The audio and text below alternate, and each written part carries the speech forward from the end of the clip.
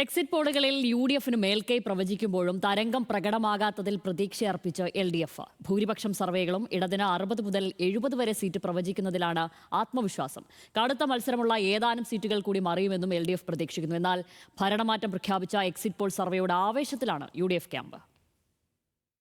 പോളിംഗിന് പിന്നാലെ യു.ഡി.എഫ് നടത്തിയ പ്രചണ്ഡ പ്രചാരണത്തിൽ മൗനം പൂണ്ട എൽ.ഡി.എഫ് ക്യാമ്പ് എക്സിറ്റ് പോളിന് പിന്നാലെ തല ഉയർത്തുകയാണ്.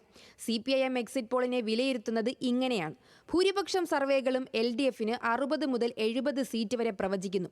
അതായത് തരംഗമില്ല. മാത്രമല്ല ഭരണവിരുദ്ധ വികാരം പ്രകടമല്ല. മികച്ച മുഖ്യമന്ത്രി സ്ഥാനാർത്ഥിയായി പിണറായിയെ ഉയർത്തിക്കാട്ടുന്നുമുണ്ട്. യഥാർത്ഥത്തിൽ ഇടതുപക്ഷ ജനാധിപത്യ മുന്നണിക്ക് നല്ല സാധ്യതയാണ് ഈ സർവേ റിപ്പോർട്ടിന്റെ ഭാഗമായിട്ട് അധികാരത്തിൽ വരാൻ ഉള്ള സാധ്യത. ഗവൺമെന്റ് വിരുദ്ധ വികാരമില്ല. കേരളത്തിലെ മുഖ്യമന്ത്രിയാവാൻ സാധ്യതയുള്ള ഏറ്റവും പ്രമുഖനായ നേതാവ് പിണറായി വിജയനാണ്. എല്ലാ സർവേകളും യു.ഡി.എഫിന് മേൽക്കൈ പ്രവചിക്കുമ്പോഴും എൽ.ഡി.എഫ് തകർന്നടിയുമെന്ന് പ്രവചനങ്ങളില്ല. സർക്കാരിനെ തള്ളിക്കളയാൻ കാരണങ്ങൾ പ്രകടമല്ലെന്നാണ് CPIM നിഗമനം. കേരളത്തിലെ ഗവൺമെന്റിനെതിരായി ഒരു രൂപത്തിലുമുള്ള വികാരം എവിടെയുമില്ല.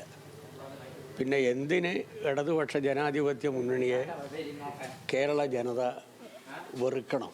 എക്സിറ്റ് പോളുകളെ പാടെ തള്ളിപ്പറഞ്ഞല്ല CPIM പ്രതികരണം. 90 സീറ്റെന്ന MP ഗോവിന്ദന്റെ നിരീക്ഷണം പക്ഷേ LDF കൺവീനർ ഏറ്റുപിടിച്ചില്ല. ഇപ്പോൾ തെരഞ്ഞെടുപ്പിൻ്റെ എക്സിറ്റ് പോള് അത് പൂർണ്ണമായിട്ടും ജനങ്ങളുടെ അഭിപ്രായങ്ങൾ പ്രതിഫലിപ്പിക്കുന്നു എന്ന നിലയിൽ നമുക്ക് വിലയിരുത്താൻ കഴിയുന്നതല്ല. ഈ എക്സിറ്റ് പോളിൽ ഏറ്റവും കൂടുതൽ അംഗീകാരം കിട്ടിയിരിക്കുന്നത് കേരളത്തിൻ്റെ ഇന്നത്തെ മുഖ്യമന്ത്രി പിണറായി വിജയനാണ്. അപ്പോൾ അതുകൊണ്ട് ഭരണവിരുദ്ധ വികാരം ഒരു തരത്തിലും പ്രകടമല്ല.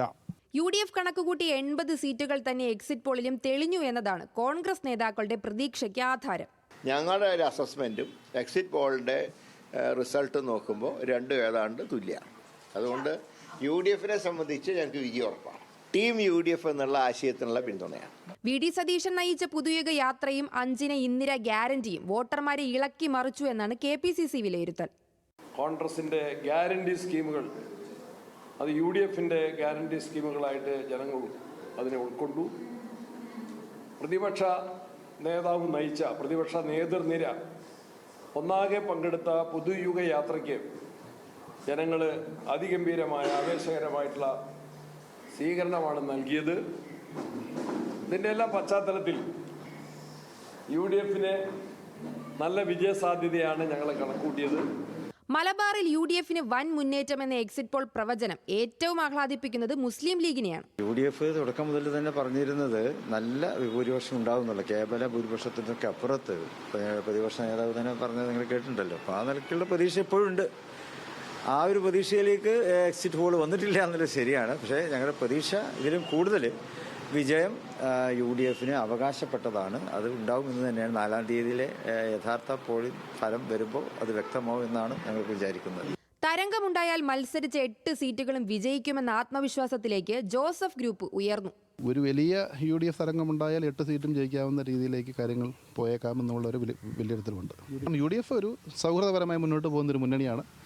അത് അർഹമായ മാന്യമായ പരിഗണന എല്ലാ ഘടകകക്ഷികൾക്കും ഉണ്ടാവും. ബേപ്പൂരിൽ മത്സരിച്ച PV അൻവർ ആത്മവിശ്വാസത്തിന്റെ പരകോടിയിലാണ്. LDF അത് ഗൗനിക്കുന്നില്ലെങ്കിലും ബേപ്പൂരിൽ ഞാൻ പരാജയപ്പെട്ടാൽ കിഡ്സൺ കോർണർ തൊട്ട് നമ്മുടെ റെയിൽവേ സ്റ്റേഷൻ വരെ ഞാൻ മൊട്ടയടിച്ചിട്ട് കാതിൽ 2 കമ്മലിട്ട് നടക്കാം.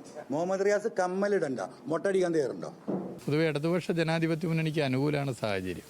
അപ്പോൾ ഇത്ര ആത്മവിശ്വാസത്തോടു കൂടി പറയാൻ വേണ്ടി പറ്റുന്നത് ഞങ്ങൾ ജനങ്ങളിൽ അർപ്പിച്ച വിശ്വാസം അത് എല്ലാ ജനവിഭാഗങ്ങളും ഇടതുപക്ഷത്തോടൊപ്പം നിന്നിട്ടുണ്ട്.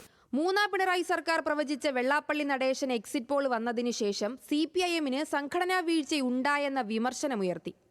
ഇലക്ഷൻ മാർക്കിനെ സംബന്ധിച്ചിടത്തോളം എനിക്കറിയാവുന്ന പല മേഖലകളിലും പരിശോധിച്ചാൽ വളരെ പോരായ്മയുണ്ടാകും. ഇറങ്ങി നേതാക്കന്മാരായ പാർട്ടി മെമ്പർമാരെന്ന് പറഞ്ഞാൽ അവരാണല്ലോ ഇതിനകത്ത് പ്രധാന കക്ഷികൾ. ഒരു 25 പാർട്ടി മെമ്പർമാരുണ്ടെങ്കിൽ ഒരു 5 പേര് പോലും താഴോട്ട് ഇറങ്ങി പ്രവർത്തിച്ച് ഫീൽഡിൽ ആശയപ്രചരണം നടത്താൻ വേണ്ടത്ര പലയിടത്തും ഇല്ലാതെ പോയി.